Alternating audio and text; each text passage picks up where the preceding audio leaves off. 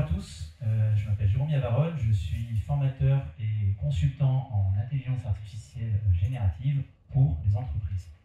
Donc moi, contrairement à Charles, j'ai une présentation qui est plus pratico-pratique, parce qu'au quotidien, en fait, j'accompagne les entreprises pour leur expliquer comment utiliser l'intelligence artificielle, les outils d'intelligence artificielle que les gens connaissent bien, notamment via ChatGPT, pour leur business. Alors, je vais commencer ma présentation avec quelques chiffres. Donc, c'est une étude récente de l'OCDE que j'ai vu passer, qui dit que 80% des utilisateurs d'IA déclarent que celle-ci a amélioré leur performance au travail, et que sur ces 80%, on a 73% des cols blancs ou des cadres qui déclarent avoir économisé 6 heures par semaine. Donc moi, je trouve que c'est des chiffres qui sont quand même assez impressionnants.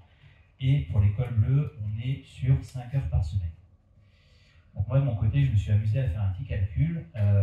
J'ai calculé rapidement avec des datas de l'INSEE de 2019 que ça faisait gagner pour des cadres 30 jours de travail chaque année.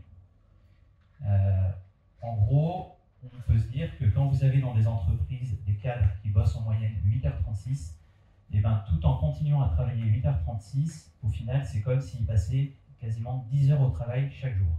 Donc c'est plus d'1 heure de gagner chaque jour, ça fait 14% de temps gagné. Et pour finir, je m'amuse à dire qu'au final, chaque fois que vous avez 7 cadres, s'ils utilisent des outils d'intelligence artificielle, et ben, c'est 7 cadres achetés et un gratuit. Donc ça veut dire que si demain vous avez 7 cadres et que vous avez besoin d'une ressource supplémentaire, simplement en leur donnant des outils d'IA générative, donc ChatGPT, pour donner un exemple, c'est 20 € par mois, plus une formation, on va dire peut-être à 500 €, une formation à 500 €, et bien du coup vous arrivez à avoir la productivité de 8 cadres. Donc je trouvais cette analyse assez intéressante. Alors j'essaie de résumer en un slide ce qu'est l'IA générative. Alors l'IA générative, à quoi ça sert? Alors, ça sert à 4 choses. Ça sert à augmenter sa productivité, augmenter la qualité ou améliorer la qualité de son travail, à rendre les personnes plus autonomes et aussi à développer sa créativité. Alors quand est-ce qu'on utilise l'IA générative? Alors en fait, on l'utilise un peu pour tout. Donc c'est quand on a besoin de s'informer, de produire et de décider. La grande question qu'on me pose, c'est comment créer l'habitude.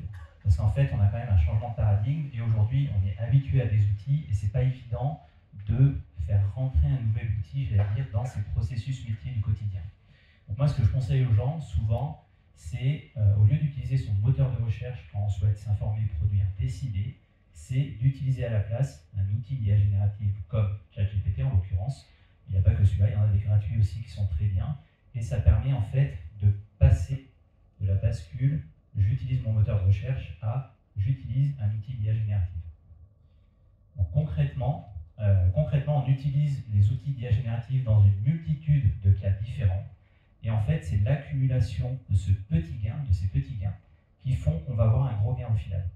Parce que ce qu'on remarque en fait, c'est que il n'y a pas beaucoup de cas d'utilisation qui sont, qui sont récurrents.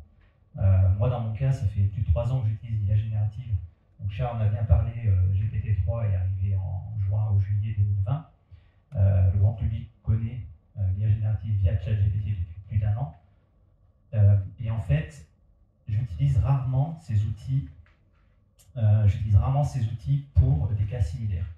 Alors juste après, je vais vous montrer des exemples de cas qui sont assez récurrents dans lesquels on peut l'utiliser, mais globalement, à chaque fois, c'est quasiment une utilisation unique des outils d'IA générative pour une problématique de données. Alors si j'ai le temps, je sais pas où j'en suis. Donc voilà, je voulais vous montrer quelques cas d'utilisation. Donc synthétiser les informations, faire rédiger ses posts LinkedIn, ses emails, tri de CV, etc., etc. Donc ça va pas être très pratique, mais on va y arriver. Alors, on avait l'habitude de dire qu'il fallait filtrer l'information parce qu'on est tous submergés d'informations. Moi, je pense que depuis 1 an, grâce aux outils d'IA générative, il faut plutôt synthétiser toute l'information entrante et ensuite, en fonction de cette synthèse, se demander quelle information on va creuser. Donc on n'a plus besoin de filtrer l'information qui voulait dire en gros je ne regarde pas une partie de l'info qui m'a envoyé, mais plutôt je vais synthétiser cette information et ça va me permettre de passer à côté de rien et de pouvoir détailler ce qui m'intéresse. Donc là, par exemple, prenons un site que j'aime bien, le Petit Digital, sur lequel je m'informe pas mal. Si cet article, par exemple, m'intéresse, j'utilise un petit outil qui s'appelle ARPA, qui est un outil vraiment très pratique, connecté à ChatGPT. Et simplement, avec une commande, je vais lui demander de synthétiser cette page, ce qui m'évite, dans ce cas, d'avoir à lire tout l'article et de voir en un clin d'œil, globalement, si cet article est intéressant. Et s'il est intéressant, au lieu de lire l'article, ce que j'aurais fait il y a un an, avant que des outils comme ChatGPT existent, je vais pouvoir converser avec l'article. C'est-à-dire, je vais pouvoir lui poser des questions sur l'article, je vais pouvoir lui demander de creuser tel ou tel point, et éventuellement, je vais pouvoir aussi lui demander de m'expliquer des concepts clés qui me permettent de mieux comprendre l'article si c'est un article, par exemple, technique que je ne maîtrise pas. Donc voilà, donc c'est un... Alors, je vais l'arrêter. Donc une fois que j'ai fait ça, je vais me dire, ok, c'est cool, l'article est sympa, pourquoi pas en faire un article, justement un post LinkedIn. Donc pour ça, pareil, j'ai des prompts qui sont enregistrés et tout simplement ce que va faire l'outil. Alors pourquoi j'aime bien cet outil? Parce qu'il va pouvoir prendre toute l'information de la page, comme vous voyez, en contexte. Donc là, c'est un prompt qui est rédigé qui dit grosso modo, inspire-toi d'un style de quelqu'un que j'aime beaucoup et rédige-moi un post LinkedIn en me basant sur cette actu. Donc c'est comme ça que ça me permet en fait de pouvoir remplir mon fil LinkedIn en fait avec quelques posts d'actu que je trouve pertinents et intéressants. Donc ce que je lui demande en premier, c'est de me rédiger une image, de me générer une image. Alors je trouve que DALL-E, c'est pas ce qui se fait de mieux quand même, je suis plutôt fan de Midjourney. Et derrière, en fait, je lui demande de copier le style d'Alex Hormozi, pour ceux qui connaissent, qui est un TikToker assez célèbre. En fait, j'aime bien son style, et je lui demande simplement de me rédiger un post LinkedIn en me basant sur l'article. Donc là, vous voyez, il est en train de me le faire. Et après, un simple copier-coller dans LinkedIn avec l'image, et vous avez comme ça votre post d'actu. Donc avant, c'est quand même quelque chose qui m'aurait pris, je pense, si on veut faire les choses bien, une bonne demi-heure. Bon là, autant dire que ça prend 5 minutes, et encore, ces 5 minutes, vous le regardez faire en fait, vous n'êtes pas en train de faire.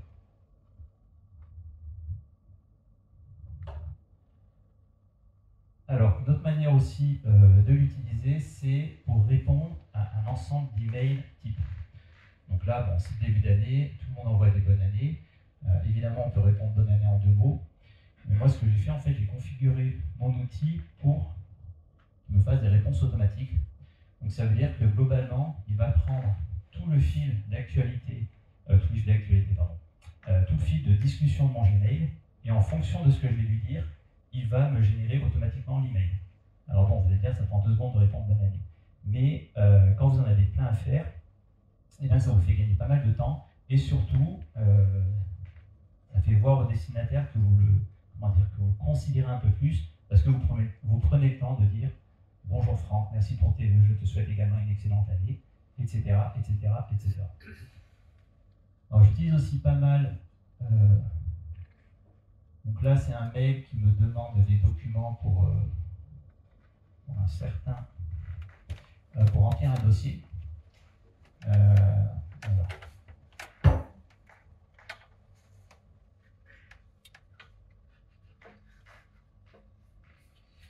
Donc là, j'ai fait en sorte, bon, c'est pas grave pour l'orthographe, donc là, j'ai fait en sorte de pouvoir spécifier la réponse, et c'est lui en fait qui va, qui va rédiger pour moi. C'est un peu comme si vous avez une assistante et vous lui dites réponds du coup à, je sais pas son prénom, mais c'est pas grave, donc réponds à ce mail en disant simplement que j'envoie les documents au plus vite. Et derrière, ça vous rédige le mail. Et du coup, c'est pareil, ça fait gagner quand même un temps qui est assez, qui en plus m'a mis meilleur vœu, ça fait gagner un temps qui est assez intéressant. Et quand vous avez des dizaines de mails à traiter, je trouve que l'apport est quand même plutôt sympathique. celui-ci. Donc je ne sais plus ce que c'est. Ouais, donc là je crois qu'il fallait répondre oui. Donc, pareil, là c'est une personne qui me propose une date pour un rendez-vous. Voilà, là je lui dis oui, en fait tout simplement il va répondre ok pour la date, alors je ne sais plus c'est quelle date, ok pour la date, et puis c'est parti.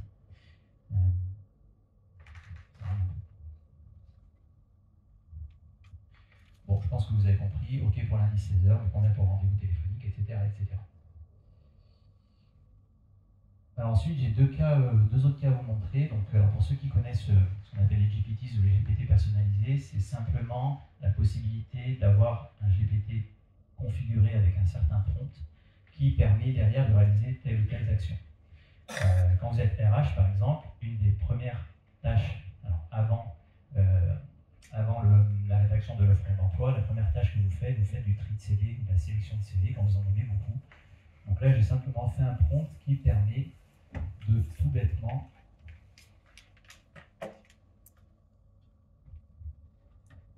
lui donner des CV et lui va me demander quel est le contexte, quel est le poste recherché, etc., etc. et il va me faire l'analyse automatiquement. Donc là, il est configuré pour me poser 3 questions normalement. Donc il doit me demander dans quelle société, quel est le contexte en fait, donc dans quelle société ces personnes vont intervenir. Je crois que le deuxième, c'est le poste à pourvoir. Et le troisième, de toute façon, ils sont là, c'est le profil recherché. Donc simplement, vous lui copiez-coller ça, et puis lui, ce qu'il va faire, il va lire les CV. En fonction du contenu de chaque CV et des informations que je lui ai données, je vais demander simplement de me mettre une note de 1 à 10 pour pouvoir les classer rapidement et de me mettre les points forts et les points faibles.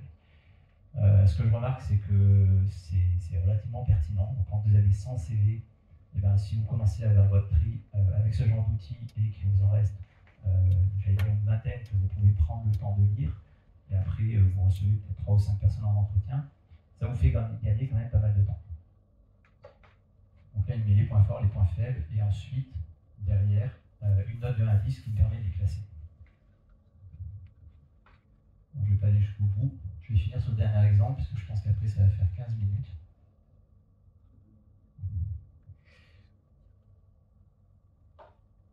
Le dernier exemple, c'est en fait la capacité à faire du contrôle qualité avec des outils d'IA générative. Donc ici, en fait, pareil, j'ai configuré un petit GPT, ce qui va bien. Globalement, je lui demande, donc là, j'ai bossé pour un client qui fait de l'acquisition de leads via Internet, et derrière, c'est les commerciaux qui prennent le relais et qui discutent avec le prospect pour essayer de le convaincre. Pour vendre, c'est du e-commerce B2B, c'est pour vendre des produits qui font plusieurs milliers d'euros, donc forcément, on ne vend pas ça avec un tunnel e-commerce et un coup de carte bleue. Et là, le problème de cette entreprise, c'est qu'elle devait grossir très rapidement, donc ils ont embauché pas mal de commerciaux qui étaient jeunes, et qui n'avaient pas forcément de maturité, et qui avaient un peu plus de mal à respecter tout ce qui est procédure qualité, ce qu'on appelle chez eux le discours commercial.